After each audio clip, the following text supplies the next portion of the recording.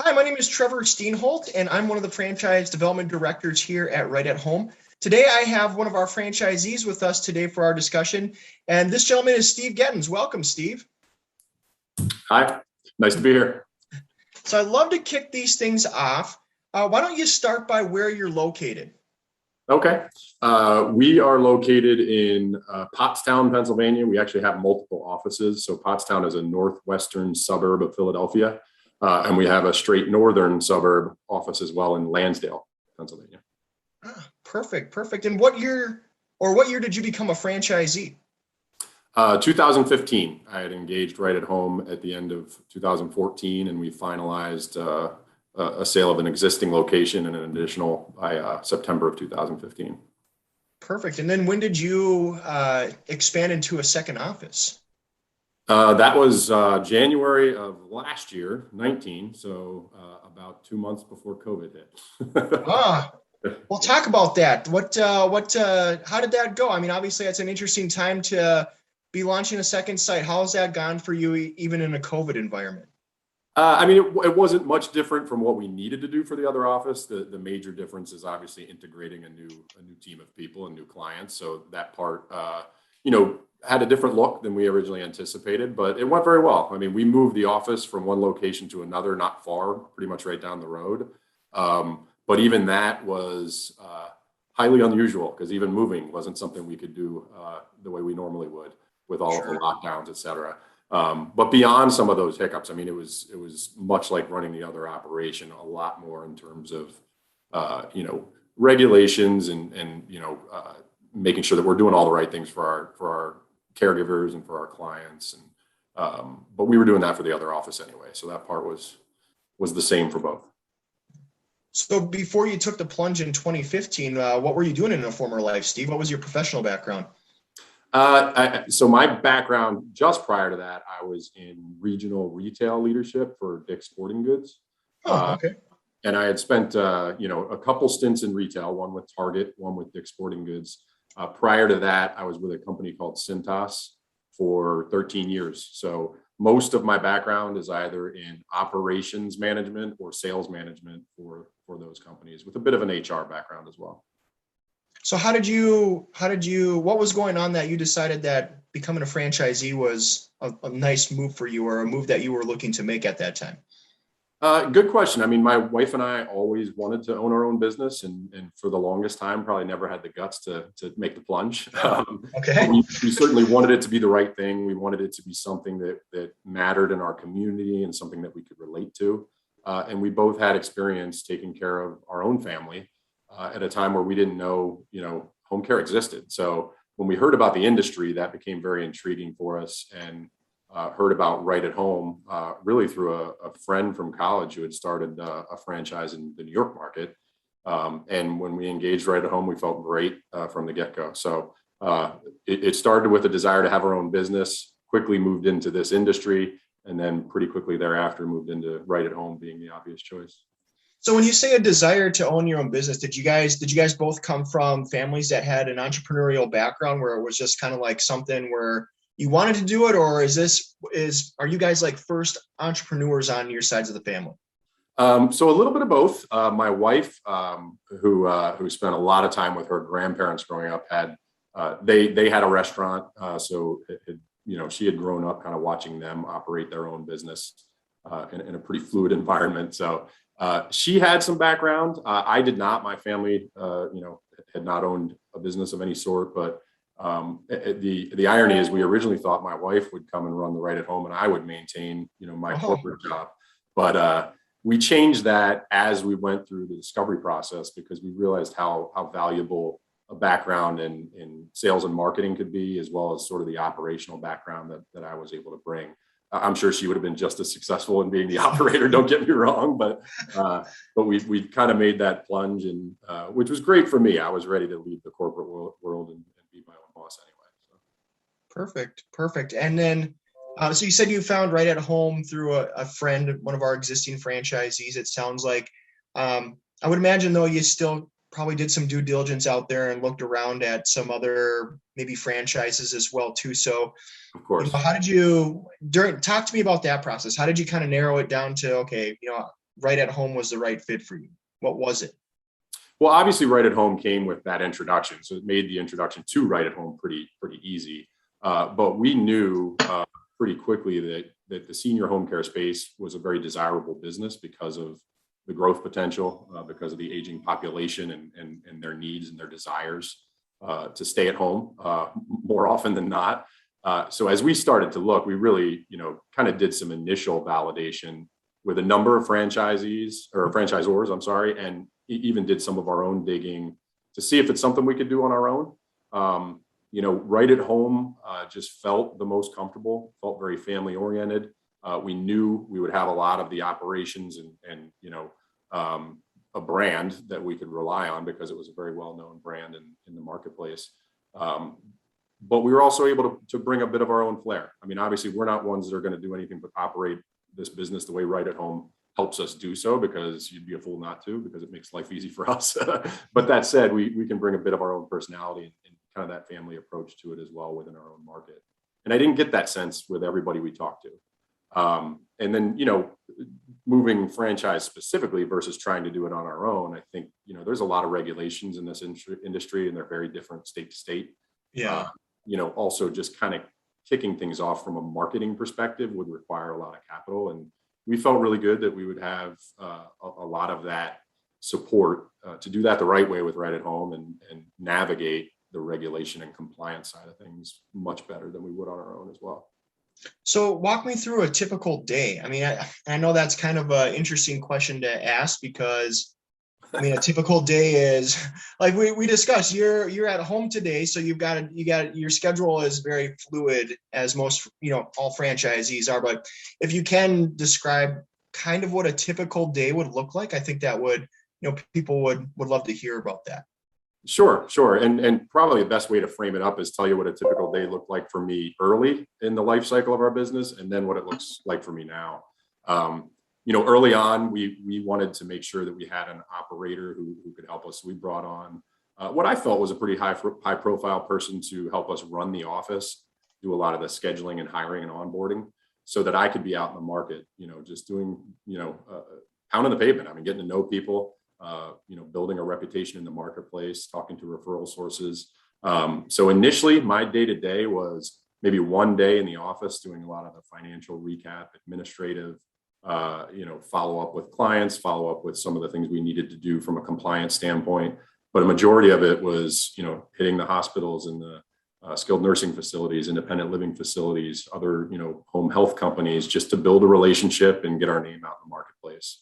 And that would be pretty much, 4 out of 5 days a week. And I'd be lying if I said sometimes that didn't mean 5 out of 6 days a week, because, you do what you got to do early on. As time, went on and we built that reputation, my role evolved into a little bit more of a higher level operations manager, if you will. Probably a little bit more visionary leadership and maintaining control of really the financial outlook, knowing when to kind of, press the right levers to make changes in our business that could impact both our growth and our profitability.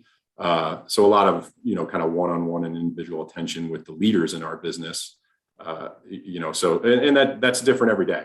Some days I'm spending time with someone who is out doing some of that marketing, and some days I'm spending time with the folks that are managing our caregivers directly or operating our schedule directly.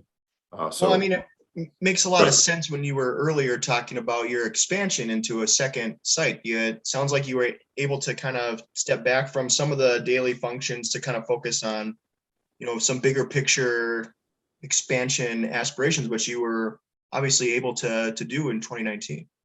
Absolutely. And to be truly successful, I mean, it took a lot of hard work at first, and a lot of that hard work was, nuts and bolts. I mean, it was doing everything that we would expect of everybody else. But to truly be successful, I think any owner has to get to a point where they can build a little elevation on their business and see things from 10,000 feet instead of 10 feet, and then kind of understand and navigate the changing climate so that we're making the appropriate changes, or not making the appropriate changes for the things that we don't want to change. So most of that was just driving our culture. And then, to your point, looking at other opportunities. Well, talk to me a little bit about culture. how do you go about creating a good culture in your office and, retaining and training and recruiting those caregivers? What do you guys do specifically there? What's your secret, Steve?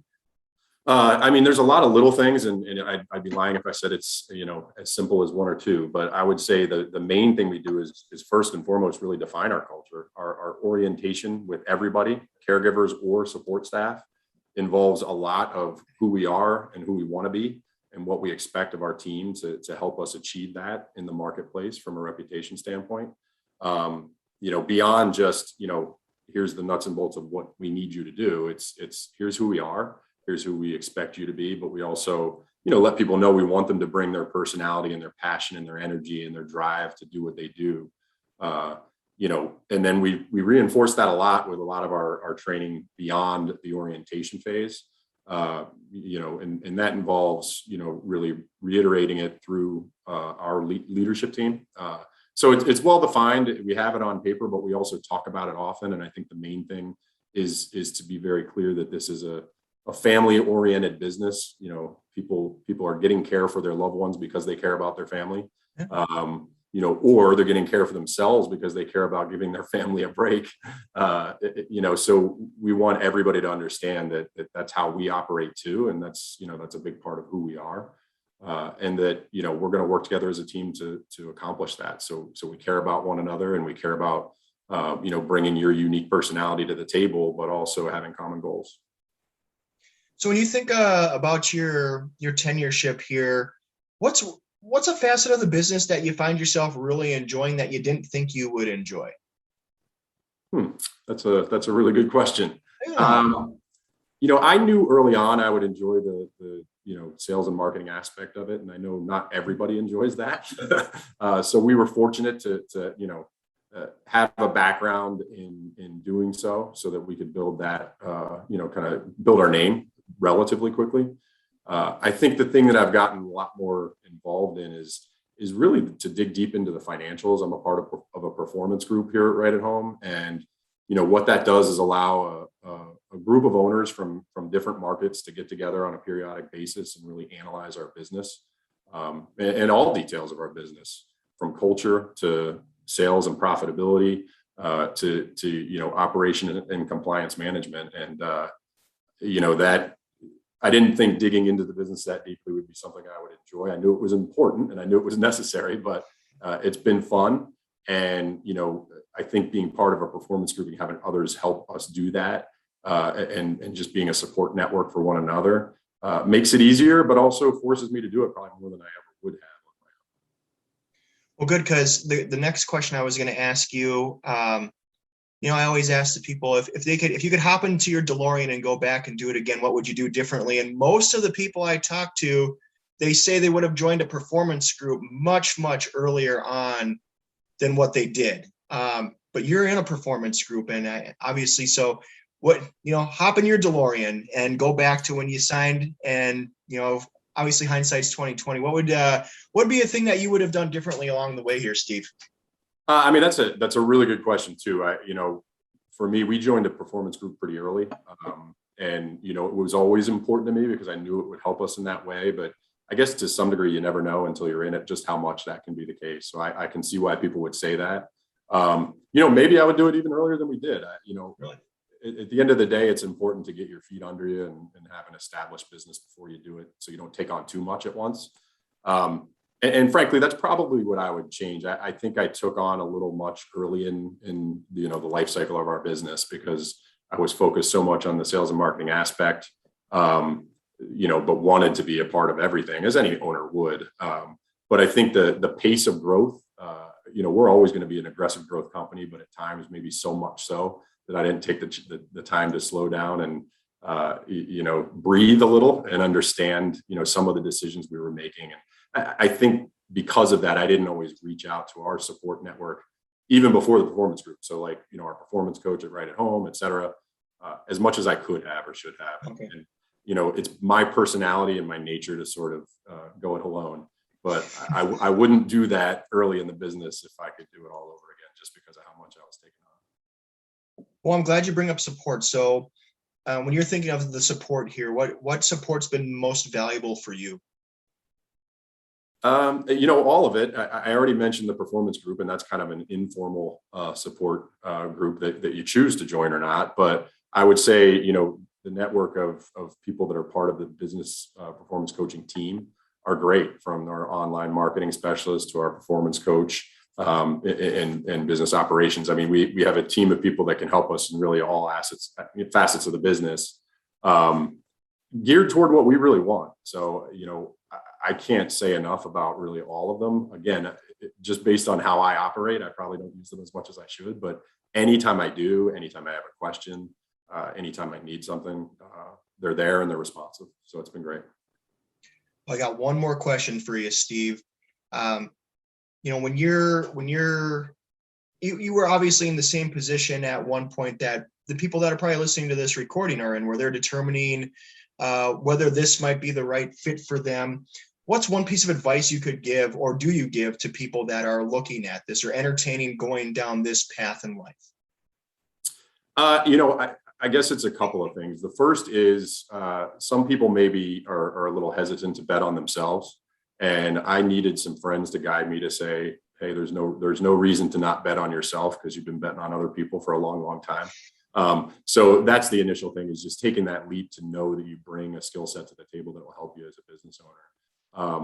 That's probably the hardest part. But beyond that, I would say just know and understand. I think anybody who gets into business, the right way, knows it's going to be some hard work early on. But maybe they don't know to understand or take stock in what they're good at, and really understand their strengths. Because some people will be great at moving into sort of that outside sales and marketing role to start their business. Some people won't. And if you're not, get the right person in that role so that you can focus on the operation side or the things that you are good at. Don't kid yourself about what you're great at and about what you're passionate about. If you set your business up to take advantage of that, you'll be successful, as long as you don't miss the other parts along the way. Yeah, well, and that's a tough thing for us as humans to do it, get in front of that mirror and really take a hard look at yourself and say, okay, this is what I'm good at and this is what I'm not good at. And, leveraging a franchise system to, help you accelerate where you're not good at. I mean, that's really great advice. It's just kind of tough human nature to do that at times, but sounds like you did that. And I mean, look where you're at now. You got 2 locations, and sounds like things are going pretty well.